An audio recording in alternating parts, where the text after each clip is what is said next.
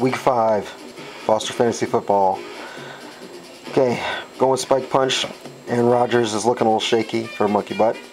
For the Elitists, their team just looks a little too powerful. I couldn't see weakness in any of their spots. Everybody looks like they're still going to perform. Looks like they've got decent matchups. Opposition force at Not Its. Not Its have the edge, a little bit more consistent playmakers. Team P at Tough Juice. Team P looks like they have the better roster. Tough Juice does have a win and is looking to move up to 2 and 3, keep closing the gap. But I think Team P will pull it out. Leathernecks, they are playing the Tacoma Park Slender Receivers, and this Tacoma Park team looks a little too strong.